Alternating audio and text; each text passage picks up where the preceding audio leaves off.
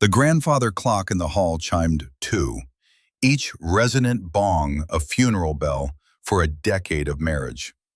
Liam sat in his favorite armchair, the worn leather cool against his back, a book resting unread in his lap. The house was silent, but it was a loud, screaming silence, thick with unspoken words and the suffocating weight of an ending.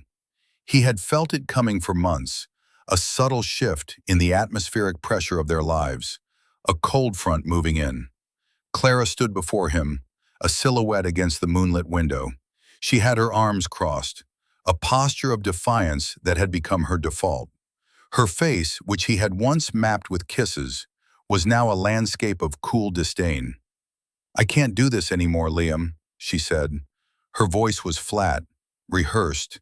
It was a line from a play she had been practicing in her head for weeks. He did not look up from his book. He merely turned a page, the soft rustle of paper an act of profound, infuriating calm. "Do what precisely, Clara?" "This," she exclaimed, her voice rising, gesturing around the impeccably designed living room. "This nothingness, this quiet, boring, respectable little life. I'm suffocating." He finally raised his eyes. They were clear, steady, the color of a calm sea. "We have a good life." She laughed, a short, sharp, ugly sound. "You have a good life. You have your books and your quiet little consulting job that barely pays the bills. I want more. I deserve more." She took a breath, the final, fatal plunge. "And I've found it. I've found someone better." The words hung in the air, glittering with cruelty. Someone better. It was the ultimate dismissal, a judgment passed on his entire being. He was not enough. He was the before picture, and she had found the after. She expected him to shatter, to yell, to plead, to demand to know who it was, to fight for her. She wanted the drama, the validation of seeing him broken. The omniscient narrator of their lives would note the dramatic irony. Clara thought she was holding all the cards, that she was the one with the power, the one upgrading to a better model. She didn't know that the man sitting in the worn armchair wasn't just a participant in their small domestic drama. He was the architect of the entire world she coveted. Within 24 hours, the foundation of her reality would not just crack, it would be systematically demolished, and she would be the one begging for the quiet, boring life she now so openly despised. Liam took a slow, deliberate breath. He closed his book, marking his page with a thin, leather bookmark. He placed it carefully on the side table, next to a coaster. Every movement was precise, methodical, as if he were disarming a bomb rather than a marriage. He looked at her, truly looked at her, and the expression in his eyes was not anger, not sadness, but a calm, unnerving pity. His reply, when it came, was not a shout but a whisper that echoed louder than any scream. "Of course, Clara, I understand." He paused, letting the silence stretch. Then he delivered the line that would make the world tilt on its axis. "Is there anything I can do to facilitate the transition?" She stared. Her script did not have a line for this. This was not the reaction of a man who had been left. It was the reaction of a manager handling a minor logistical issue. The arrogance in her posture faltered. For the first time that night, she felt a sliver of ice in her veins. She didn't know why. She just knew that her triumphant exit had suddenly hit a patch of black ice. His calm was a mirror, and in it she saw a flicker of her own foolishness. The confidence on her face wavered, and slowly, as if her legs could no longer support the weight of her own certainty, she sat down. If you love a story where the underestimated finally reveal their true power, where patience proves to be the ultimate weapon, then you are in the right place. We see stories like this play out in our own lives, and it's always a thrill to see justice served. So, do me a favor, let me know in the comments where you're watching from today. I love to see how far these stories travel. And if you enjoy what you're about to see, make sure to hit that like button and subscribe for more tales of satisfying vindication. Now let's get back to Liam and Clara, and the moment her world began to unravel. The silence that followed Liam's question was a new kind of silence. It was no longer a void, but a space filled with her confusion and his unnerving composure. She had come prepared for a battle, armed with cutting remarks and a sense of righteous superiority. He had met her declaration of war with an offer of administrative assistance. What did you just say?" she stammered, the words catching in her throat. "I asked if there is anything I can do to facilitate your transition," he repeated, his tone even and devoid of any discernible emotion. "I imagine there will be logistics, packing, moving, forwarding mail. I'm happy to help in any way I can to make this as smooth as possible for you." This was wrong, all wrong. He was supposed to be a puddle on the floor. He was supposed to be begging, his voice thick with tears, asking what he did wrong, promising to change. His placidity was an accusation. It suggested that her departure was not a tragedy, but a minor inconvenience, like a canceled newspaper subscription. You're just going to let me go?" she asked, her voice a mix of disbelief and, to her own surprise, disappointment. "Clara," he said, and for the first time, a hint of something flickered in his eyes. Not sadness, but a deep, weary wisdom. "You are a grown woman. You have made a decision. It is not my place to let you or keep you. I respect your autonomy." Respect your autonomy. The words were clinical, detached. It was the language of a therapist, not a husband of 10 years. The man she was leaving for, Julian Croft, would never speak like that. Julian was all passion and fire. He was a real estate magnate, a man who took what he wanted, a man whose life was a series of bold, decisive victories. He was, in every conceivable way, the opposite of the quiet, unassuming man sitting before her. Julian was someone better because he was visible. His success was loud. It was Patek Philippe watches and Italian supercars and penthouse apartments with skyline views. Liam's success, if it could even be called that, was invisible. He was a financial strategy consultant, a title so vague and unimpressive that her father Richard had once openly laughed at it during a family dinner. That dinner had been a turning point, a crystallizing moment for Clara. It was 6 months ago at her parents' sprawling estate. Richard, a man whose personality was as loud as his plaid golf trousers, had spent the entire evening holding court, regaling the table with tales of his latest business conquests. He ran a successful, if conventional, construction company, and he saw the world in terms of concrete and steel, profits and losses. He saw Liam as a liability. "So, Liam," Richard had boomed across the mahogany dining table, a chunk of prime rib halfway to his mouth. "Still playing with your little spreadsheets? Still consulting?" The table, populated by Clara's equally status-obsessed mother, Eleanor, and her sycophantic brother Mark, fell silent. It was a test, a public hazing. Liam had carefully placed his fork down. He took a sip of water. He had a habit of creating these small pockets of silence before he spoke, forcing everyone to lean in. "I am, Richard. The market for strategic financial architecture is quite robust at the moment." "Financial architecture?" Richard had scoffed. "What the hell is that? You either build something real or you're just pushing paper. Julian, now there's a man who builds things. His new tower downtown? That's real. That's a legacy." Clara had felt a hot flush of shame. Julian, who was also at the dinner, had preened under the praise. He'd shot Liam a look of pitying condescension. "It's a complex world, Richard. Not everyone is cut out for the big leagues." Clara had watched Liam, waiting for him to defend himself, to puff out his chest, to say something. Instead, he had given a small, almost imperceptible nod. "You're absolutely right, Julian. It's not for everyone."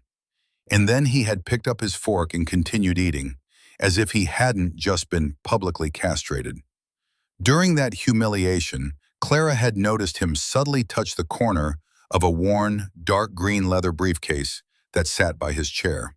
It was an old thing, scuffed and unassuming, a stark contrast to the sleek, modern world her family inhabited. He was always touching it in moments of stress, a subconscious tic. She'd always assumed it was a security blanket, a pathetic attachment to some symbol of his mundane professional life. She had no idea that briefcase contained more power than Richard's entire company, more value than Julian's shiny new tower. It held the blueprints not of buildings, but of empires. It held the truth. Now, back in their living room, the memory of that dinner fueled her frustration. His calm then was the same as his calm now. It wasn't strength, it was weakness. It was passivity. "I'm leaving, Liam, tonight," she said, trying to regain control. "Julian is waiting for me." "At 2 a.m.?" Liam asked, a genuine question. "That seems impractical. The guest room is prepared if you need it for the night. We can sort out the more complex arrangements in the morning when we're both rested." "The guest room?" she sputtered. "I'm not your guest. This is my house." Liam's face remained impassive, but his eyes held a new, unreadable depth. He looked around the living room, at the art on the walls she had chosen, the furniture she had picked out, the life she believed she had built. "Is it, Clara?" he asked softly. The question was a quiet bomb, and the fallout was just beginning to settle. Clara's declaration that "this is my house" was met with a silence that felt heavier than any argument. Liam didn't dispute her. He didn't correct her. He simply let the statement hang in the air, a testament to her profound misunderstanding of her own life. From his perspective, it was like watching a child claim ownership of the sun. "Of course it's my house," she repeated, her voice a little too loud, a little too defensive. She was trying to convince herself as much as him. "We bought it together. Our names are on the deed." Liam gave a slow, measured nod. "I see. You believe we are partners in this asset." "Partners in this?" She shook her head, bewildered by his bizarre, clinical terminology. "We're husband and wife, Liam. Or we were. We built this life together."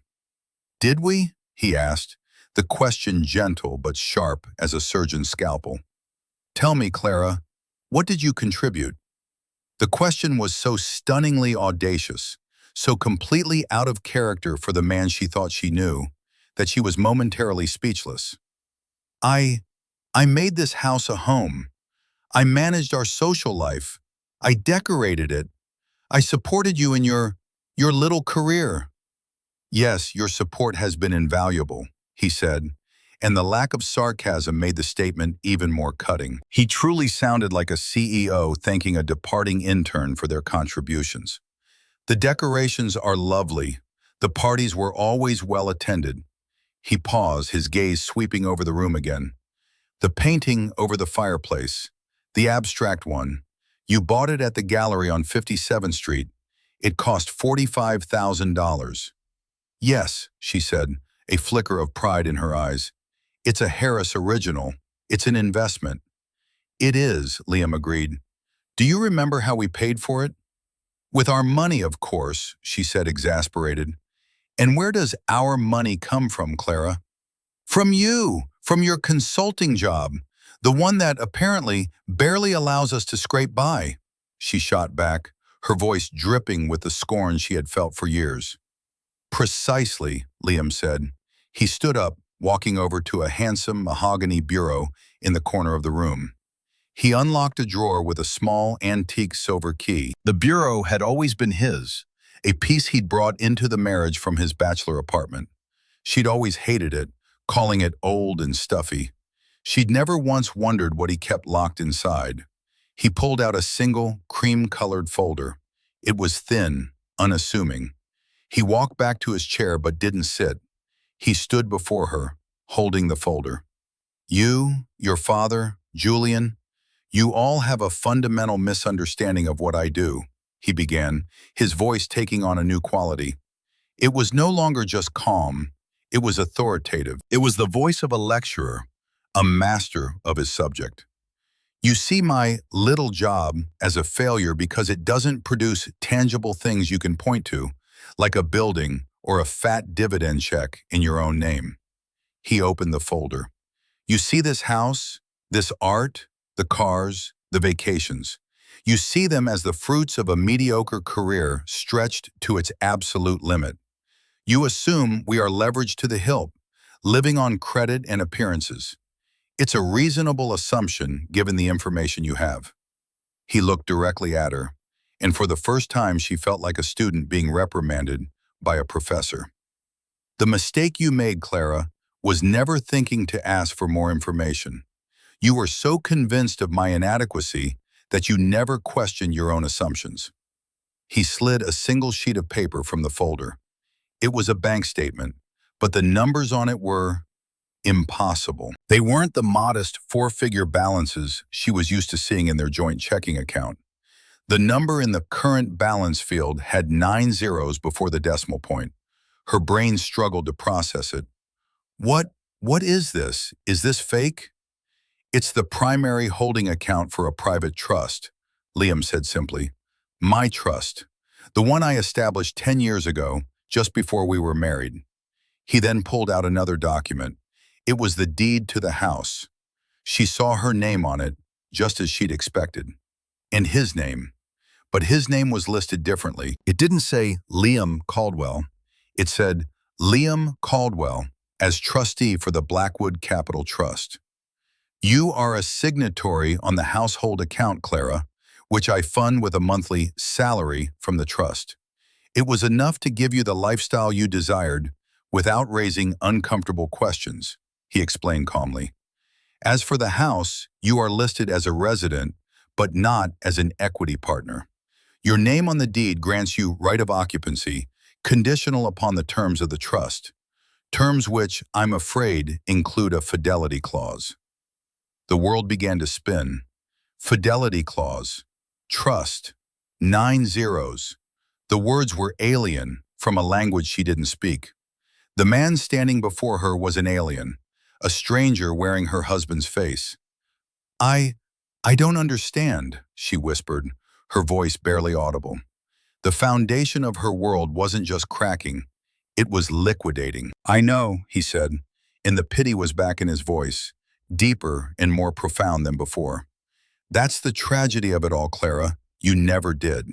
He placed the documents back in the folder and slid it onto the coffee table between them. It landed with a soft, final thud. Julian is a real estate developer, a successful one by most metrics. He builds towers. I, on the other hand, am a financial architect. I don't build the towers. I design the financial structures that allow men like Julian to build them. I own the debt. I own the land the tower is built on. I own the holding company that owns his development firm. He let that sink in. He looked at the woman whose face was now a mask of pale, horrified comprehension. So, when you say you've found someone better, he concluded, his voice dropping to that same quiet, devastating tone from before. What you mean is that you've decided to leave the man who owns the chessboard to be with one of the pawns. The chiming of the grandfather clock at 2 a.m. had signaled the death of a marriage. The soft thud of that folder on the coffee table at 2:30 a.m. signaled the death of a worldview. Clara stared at the cream-colored folder as if it were a venomous snake. The numbers she had glimpsed, the legal jargon Liam had spoken, it was all a blur, a chaotic swirl of information her mind refused to accept because accepting it meant accepting her own catastrophic foolishness. You're lying, she breathed, the accusation thin and brittle. It was a reflex, the last desperate defense of a crumbling reality. You're making this up to what? To scare me? To stop me from leaving? Liam shook his head slowly, a gesture of profound disappointment. Clara, look at me. Do I look like I'm scared? He was right. He looked tired, sad, but not scared.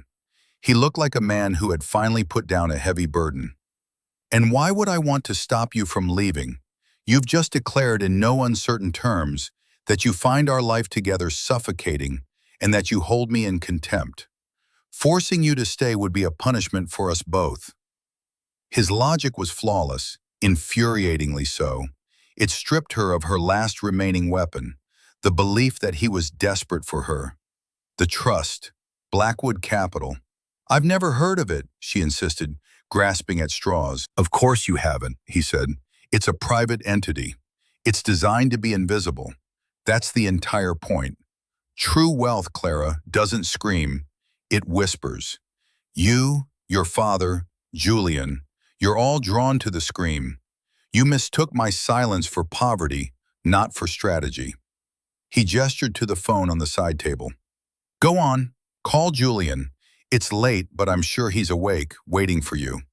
Ask him who holds the primary financing note for his new flagship project, the Croft Tower."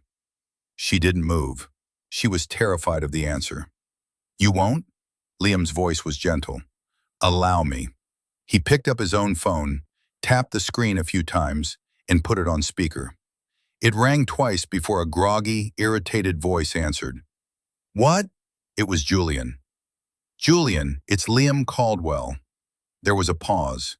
The irritation in Julian's voice was replaced by a confused, wary deference. "Liam, it's late. Is everything okay?"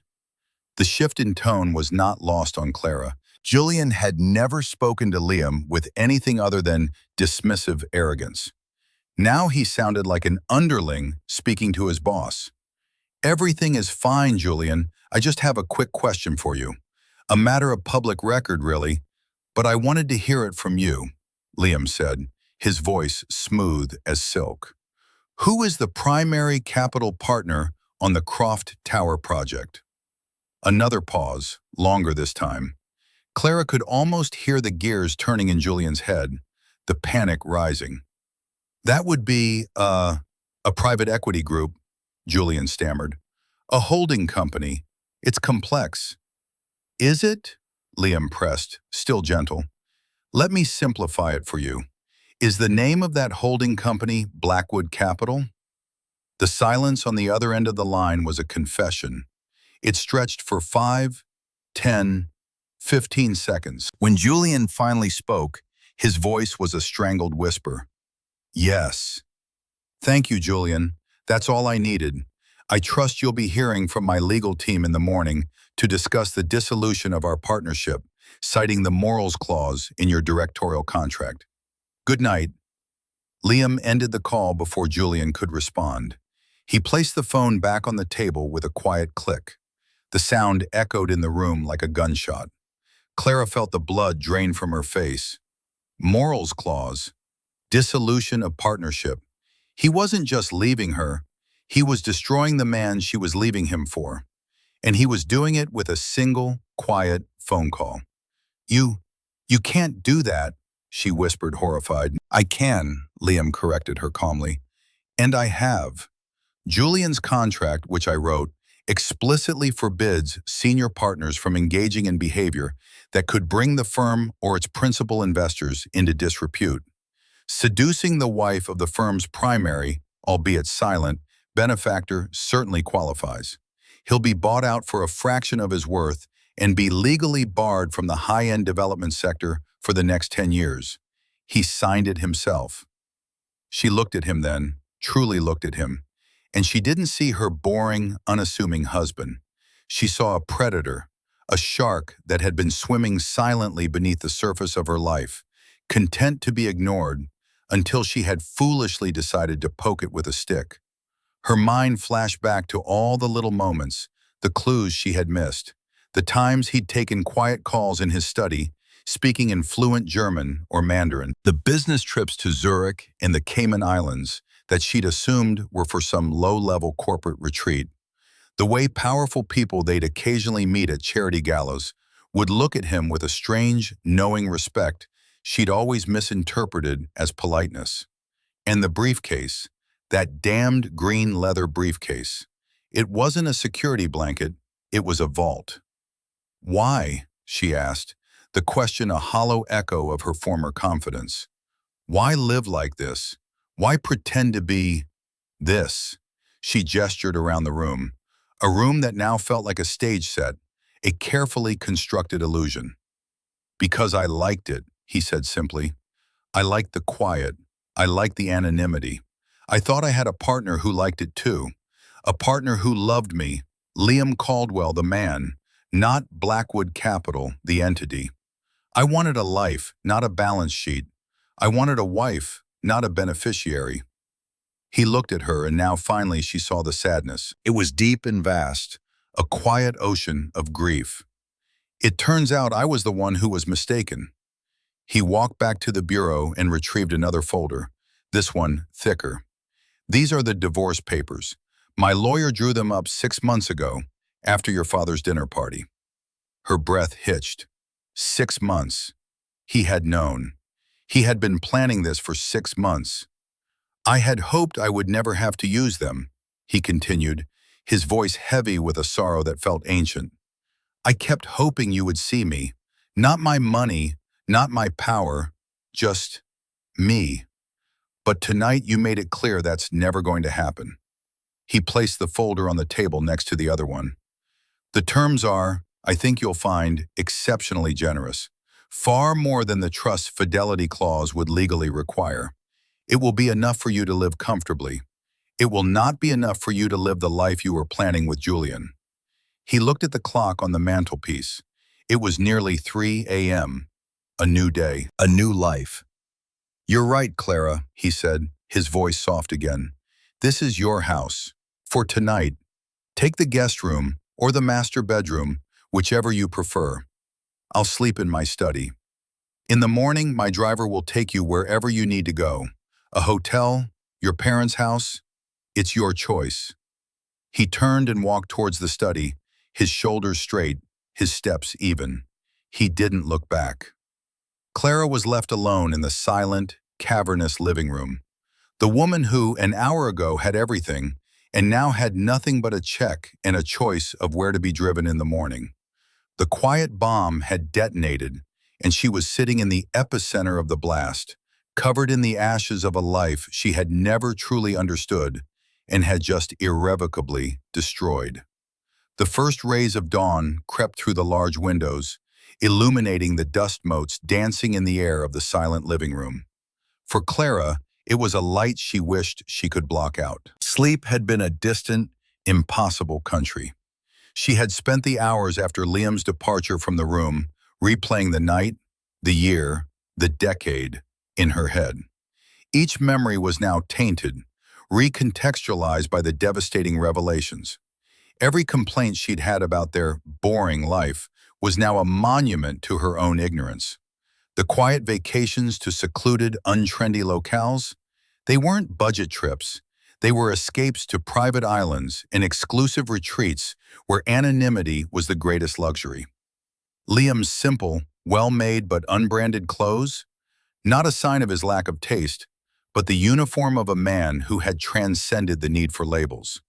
His calm refusal to engage in her family's status games, not weakness, but the profound patience of a king observing the squabbles of court jesters. She felt a wave of nausea. It was the sickening vertigo of realizing you have been the fool in a story you thought you were writing. She had pitied him. She had looked down on him. She had stood in front of a man who could buy and sell her entire world 100 times over and called him inadequate. The humiliation was a physical weight pressing down on her chest, making it hard to breathe. Her phone, which had been silent on the coffee table, buzzed. It was a text from Julian. "Clara, what the hell happened? My lawyers are calling me. They're talking about a morals clause. This is because of you. You have to fix this. Call him. Tell him it was a mistake." A string of increasingly frantic messages followed. They were pleading, then angry, then accusatory. Reading them, Clara felt nothing but a cold, hollow emptiness. The passionate, powerful magnate she had imagined was gone, replaced by a terrified, whining little man. He wasn't someone better. He was just louder. His power was a costume, and Liam had just stripped it away with a single phone call. She finally understood. Julian's power was transactional, dependent on the approval of men like Liam. Liam's power was foundational. He was the approval. She didn't reply. She couldn't. What would she say? She slowly got up from the couch. Her limbs felt heavy, leaden. The house, which had always felt like her grand stage, now felt like a museum of her failures. Every object, the Harris painting, the Italian sofa, the Persian rug, was a testament to a wealth she had enjoyed but never earned, a life she had inhabited but never understood. She walked upstairs to the master bedroom. Her suitcase was still open on the bed, a silk blouse draped over the side, ready for her triumphant escape. It looked pathetic now. She walked past it, into the ensuite bathroom, and looked at her reflection in the mirror. Her face was pale, her eyes bloodshot and puffy. The confident, radiant woman who was leaving her boring husband for a life of excitement was gone. In her place was a stranger, a ghost in her own home. Meanwhile, in his study, Liam was not asleep. He sat behind a large, dark wood desk, the source of the old and stuffy bureau in the living room. The room was his sanctuary, lined wall to wall with books, not just novels, but dense tomes on economic theory, history, philosophy, and law. The worn green leather briefcase sat on the corner of his desk, open. It was his portable office, containing not just documents, but secure hard drives and a satellite phone. He wasn't looking at financial data. He was looking at a small framed photo he kept on his desk. It was of him and Clara, taken on their honeymoon in a small, nameless village in the Italian countryside. They were laughing, young, and genuinely happy. He remembered that day. He had just sold his first major algorithm to a European bank, the seed money that would become Blackwood Capital. He had told her he'd gotten a small bonus, and they'd celebrated with a bottle of cheap wine and bread at a local cafe. It was one of the happiest days of his life. He had built his entire silent empire on a single premise: to protect that happiness, to create a world so secure that the pressures of money and status could never touch them. He had wanted to give her everything without the burden of having to worry about it. In his quest to build a fortress to protect their love, he had inadvertently built a prison for his own. He had made her a pampered guest in her own life, and she in turn had grown to resent the gilded cage she didn't even know she was in. His plan had been a grand, spectacular failure of the heart. A quiet knock came at the study door. "Come in," he said, his voice tired. The door opened, and Clara stood there. She had changed out of her evening dress and into a simple pair of jeans and a sweater. Her face was scrubbed clean of makeup. She looked younger and more vulnerable than he had seen her in years. "My driver will be here in an hour," he said, not unkindly. "I can have him take your bags down." "No," she said, her voice soft. "I can manage my own bag." She took a hesitant step into the room, her eyes taking in the shelves of books, the complex diagrams on a whiteboard in the corner, the quiet, serious atmosphere of the room she had never once entered in 10 years. This was the real Liam. This was the man she had been married to, and she didn't know him at all. "I read them," she said, gesturing to the folders she had left on the living room coffee table. "The divorce papers." He nodded, waiting. "You're giving me the house in the city, the smaller one, and an allowance for life." Her voice was thick with disbelief. The smaller house was a multi-million-dollar brownstone in the West Village he had bought as an investment years ago. The allowance was more than her father's company profited in a year. After what she had done, it was a gesture of absurd, incomprehensible generosity. "It's important to me that you are secure," he said simply. "Why?" The question burst out of her, raw and honest. "Why, after last night, after everything I said, after Julian, why wouldn't you just crush me? You could. I saw what you did to him with a phone call. You could leave me with nothing. The fidelity clause, you said." Liam leaned back in his chair and steepled his fingers, his gaze fixed on the picture from their honeymoon. Because I did love you, Clara. A part of me always will. The man I was when I married you, the man who wanted to build a quiet life with you, he is still in here, and he would not want to see you destitute. He finally looked at her, and his eyes were clear of anger, filled only with a deep, resonant sorrow. Crushing you would serve no purpose. It would be an act of vengeance, and I have no interest in revenge. I'm interested in resolution. He stood up and walked to the window, looking out at the city awakening below. Besides, leaving you with nothing would be the easy way out for you. You could play the victim. You could tell everyone about your cruel, powerful husband who threw you out on the street. You could build a new identity on that grievance. He turned to face her. This way is harder. I'm giving you everything you need to build a life, but without a man attached to it. No Julian, no me, no father to rescue you. You have the means, but now you have to find the meaning. For the first time in your life, Clara, you will have to figure out who you are when you're not attached to a man's status. He gave a small, sad smile. It's the most terrifying and the most liberating gift I can give you. It's the one thing my money could never buy for you, a chance to find your own worth. The driver would arrive in an hour, but for Clara the journey had already begun. She was being evicted not from a house, but from a state of being. And as she looked at the stranger who had been her husband, she realized he hadn't just ended their marriage, he had just given her a life. The weeks that followed were a disorienting blur for Clara.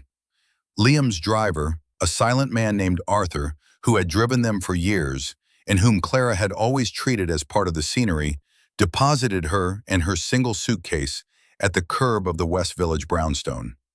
He had handed her a key and an envelope before driving away.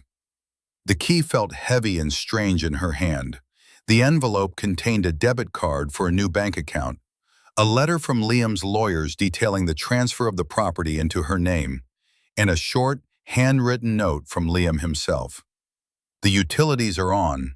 The accounts are funded. This is a new beginning. Use it wisely, Liam. The house was beautiful, a 4-story masterpiece of classic architecture and modern interior design. It was tastefully furnished, fully stocked, and utterly empty. The silence within its walls was 100 times more deafening than the silence in the home she had shared with Liam. That silence had been filled with unspoken tension. This silence was a vacuum, waiting to be filled by a life she had no idea how to live. Her first instinct was to call her parents. She dialed her mother's number, her fingers trembling slightly. Eleanor picked up on the second ring. "Clara, darling, your father and I have been so worried. Are you all right? That monster, throwing you out like that. Richard is talking to his lawyers. We're going to take him for everything he's worth." Clara felt a familiar weariness settle over her. "He didn't throw me out, Mother. I left." "Don't be silly, dear. You were upset.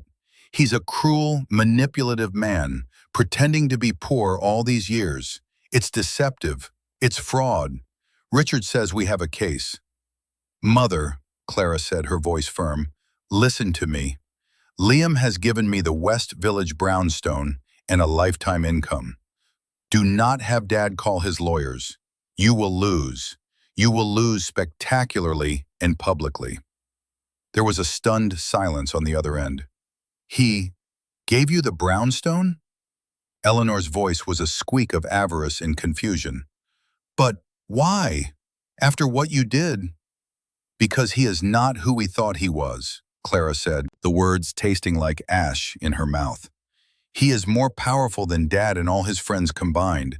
He is playing a different game, on a different level, and we are not even on the board. Please, for your own sakes, leave him alone." She ended the call, leaving her mother sputtering. The call had clarified one thing. She could not go back to them. Their world of petty grievances and status jockeying seemed childish and absurd to her now. She was in exile. The first few days were spent wandering the empty house. She tried to watch television, but the drama seemed trivial.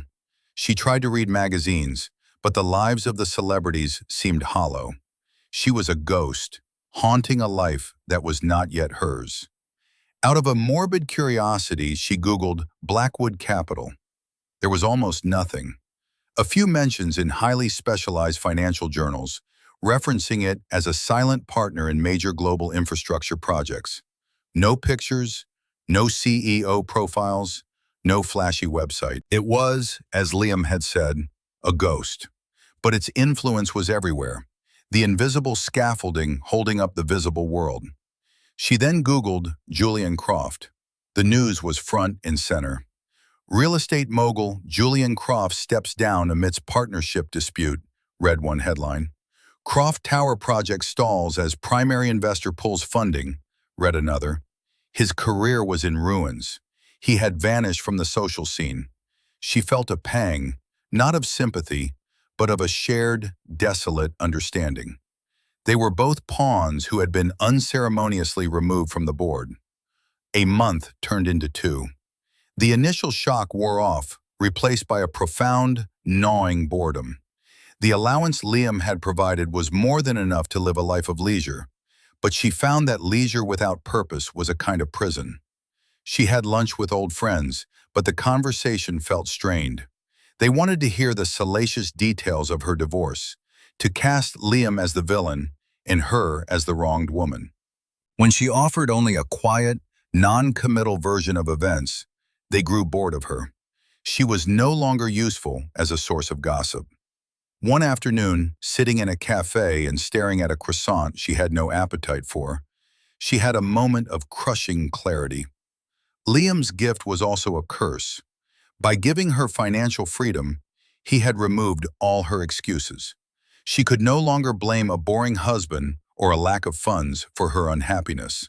Her life was now a blank canvas, and the terrifying truth was that she had no idea what to paint on it. She started small. She began to cook for herself, following complex recipes that required focus and precision. She started walking through the city, not to be seen, but to see. She visited museums, not for the social cachet, but to actually look at the art. In a quiet corner of the Met, she found herself standing in front of a painting by a Dutch master, a simple domestic scene, a woman peeling an apple by a window. The play of light and shadow, the quiet dignity of the subject, the focus on a simple, everyday task. It moved her in a way the flashy Harris original never had. She finally understood that value was not always about the price tag. She started to read the books in the Brownstones' library, Liam's library, she realized. They were not the bestsellers in fashion biographies she was used to, but history, poetry, and economics. She struggled through a book on macroeconomic theory, the very subject she had once scorned. And slowly, painfully, she began to understand the world Liam operated in. It wasn't a world of numbers on a screen. It was a world of systems, of human behavior, of cause and effect on a global scale. It was a kind of architecture, just as he'd said. 6 months after she left, she did something she never thought she would do. She enrolled in a course at Columbia University, not a degree program, but a simple night class in art history. She wanted to understand the Dutch master's painting, to learn its language. For the first time, she was doing something for herself, driven by a genuine curiosity that had nothing to do with status or impressing someone else. In the class, she was just Clara, not Clara Caldwell, wife of a mysterious billionaire, not Clara Vance, daughter of a loudmouth construction magnate, just a woman in her late 30s, sitting in a lecture hall, taking notes. One evening, after class, she was walking through the campus when she saw him. Liam was standing under a lamppost, talking to an elderly, distinguished-looking man. He was wearing a simple tweed jacket and slacks. He looked like just another professor, but she saw the way the old man, who she vaguely recognized as a Nobel laureate in economics, was listening to Liam, with deference, with respect, the king in his quiet camouflage. Their eyes met across the quad. For a moment, the world stood still. There was no anger in his gaze, no triumph, just a quiet, questioning curiosity. He gave her a small, almost imperceptible nod, the same nod he had given Julian at that disastrous dinner party. But this time, it felt different. It wasn't a concession, it was a validation, an acknowledgement. I see you. She nodded back, a gesture just as small, just as significant. Then she turned and walked away, not running, but walking towards her new, uncertain, but finally authentic life. She didn't know if she was redeemed. She didn't know if she deserved to be. But for the first time, she felt like she was walking on her own 2 feet, on a path of her own making. And she knew, with a certainty that settled deep in her bones, that she would never again make the mistake of underestimating the quiet man, or the quiet strength she was beginning to find in herself. The years that followed the silent acknowledgement on the Columbia campus were transformative for everyone involved in the implosion of Liam and Clara's marriage. The ripples of that 2 a.m. confrontation spread outwards, reshaping destinies in ways no one could have predicted. Liam, free from the self-imposed constraints of his double life, poured his energy and intellect into Blackwood Capital's philanthropic arm. He stepped out of the shadows, not with a bang, but with a series of quiet, impactful projects. He funded a revolutionary water purification system for developing nations, endowed a series of scholarships for underprivileged students in the arts and sciences, and created a global microloan initiative that empowered female entrepreneurs.